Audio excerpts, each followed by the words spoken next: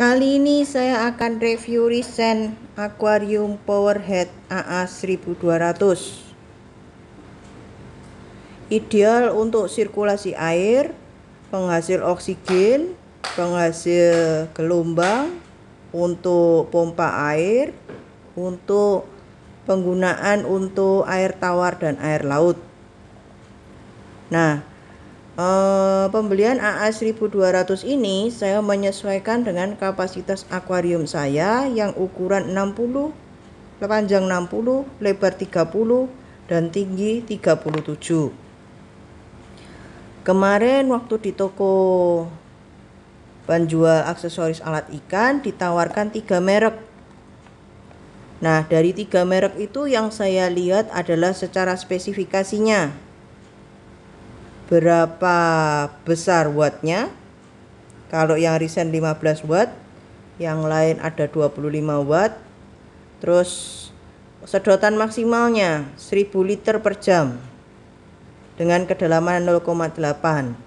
Nah, walaupun sama-sama tipe 1200, yang merek lain bisa macam-macam. Ada yang sedotannya cuma 900, 800, 1200. 1200 rasanya nggak pernah tahu saya.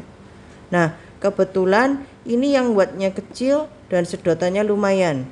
Sebelumnya saya pakai yang satu set Aquaman WP650, sedotannya 700 liter per jam.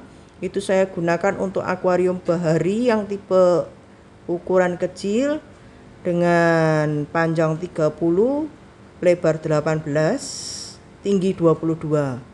Itu cukup jernih. Penyedotannya 700 liter per jam. Nah, fungsi powerheadnya ini selain untuk menyedot air seperti yang sudah disampaikan di tulisan kecil ini, adalah untuk menghasilkan oksigen, aerator, dan juga sebagai penghasil gelombang. Dari mana gelombangnya? Gelombangnya keluar dari hembusan yang pipa yang keluar oksigennya ini.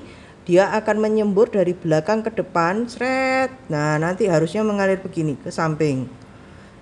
Sehingga semua kotoran ikan mas koki yang keluar dimanapun dia berada akan disembur melalui sirkulasi air yang seperti ini, seret ke kanan.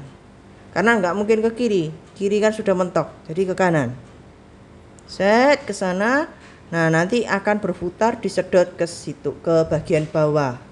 Pembelian powerhead ini sudah termasuk dengan corong bagian bawahnya itu yang ada lubang-lubangnya, selang aerator, kemudian tata cara penggunaannya, fitur-fiturnya. Fiturnya ini menyebutkan bahwa kipas atau rotornya ini memiliki kualitas yang tinggi sehingga dapat digunakan di air tawar dan air laut. Strukturnya tahan panas. Nah, dan seterusnya bisa dibaca nanti kalau sudah beli ya. Nah, selain itu dapat juga selain selang aerator, konnya itu juga dop karet ini. Biasanya untuk merapikan kabel-kabel yang berada di belakang itu ditancap ke kacanya. Nah, nanti dimasukkan sini. Tapi kalau dengan dipasang ini, itu saat kita mau bongkar pasang posisinya itu akan susah. Nah, powerhead ini dilengkapi 4 dot karet di bagian belakangnya. Kemudian selain itu juga ada penutup yang lubang keluar udaranya ini. Penghasil udaranya ini ada penutupnya. Kalau ditutup sedotannya bisa lebih kuat. Terus kemudian ada ujung yang untuk dipasang di pipa, di selang aerator. Jadi kalau ini nggak dipasang, gelembungnya nggak bisa keluar. Jadi ini harus dipasang supaya gelombangnya keluar. Dipasang di mana? Di ujung selang. Posisinya selangnya jangan dimasukkan ke air. Kalau dimasukkan ke air, gelembungnya dapat dari mana? Jadi selangnya harus di atas. Posisinya di tempat yang ada oksigennya. Atau jangan masuk air lah intinya. Nah, plus karet penutup selang aeratornya tancap di sini. Oke. Nah, kemarin waktu saya coba pasang selang aerator ini, gelembungnya tidak keluar. Saya upek-upek di YouTube, akhirnya disuruh coba untuk ditiup. Ditiup mananya? Di ujung selang yang atas ditiup. Saya tiup, akhirnya gelembungnya keluar. Nah, tapi setelah pengisian akuarium yang pertama, akuariumnya jadi berkabut, keruh. Ada yang bilang ini new tank syndrome. Nah, atau karena ikannya, yaitu ikan mas koki ini, dia kan terkenal makannya banyak, sehingga menghasilkan kotoran yang banyak dan menghasilkan amonia yang banyak. Dengan banyaknya amonia ini, airnya itu belum sempat keolah dari nitrat jadi nitrit, sudah penuh, filternya juga tidak sanggup karena langsung banyak. Nah, akhirnya harus saya pasang satu aerator lagi. Saat saya pasang satu aerator, kondisinya kan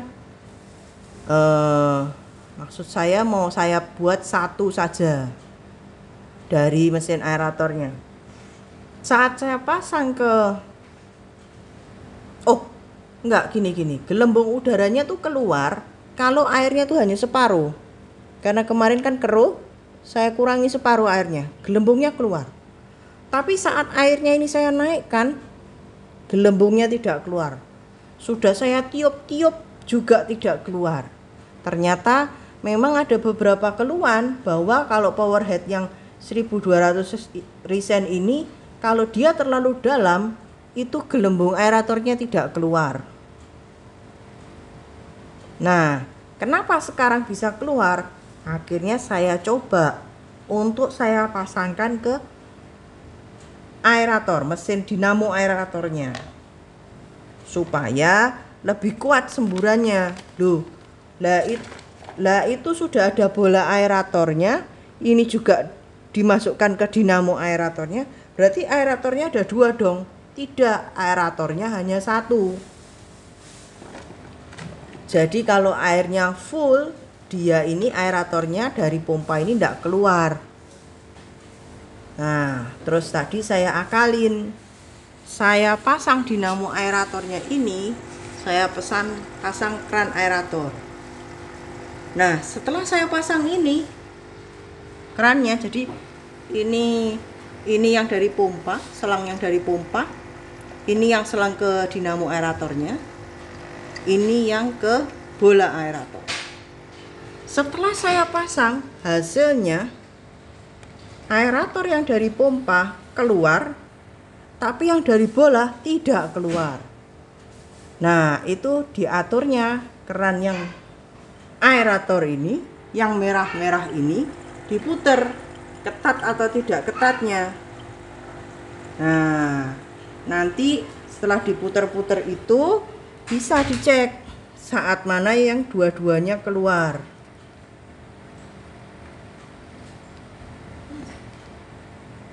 Nah, penentuan untuk kapasitasnya itu seharusnya idealnya kalau dari saya adalah 10 kali. Jadi kalau air akuariumnya isinya 66 liter, kalau ini kan 60 sampai 66 liter, dikalikan 10 berarti 700 liter per jam.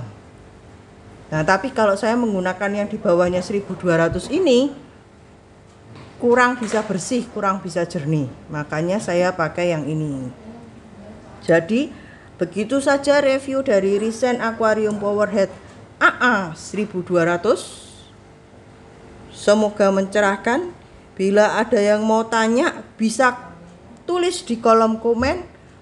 Bisa please like and subscribe. Wah, kalau tidak mau subscribe ya tidak apa-apa. Tapi semoga isi konten ini dapat membantu dan mencerahkan bagi teman-teman yang bingung memilih mau pakai powerhead yang mana, kapasitas berapa. Nah, ini review langsung saya pakai, saya coba, hasilnya lumayan memuaskan. Satu kolam ini masih hanya berisi 5 ikan mas koki. Oke, nantikan konten saya berikutnya mengenai akuarium. Bye bye.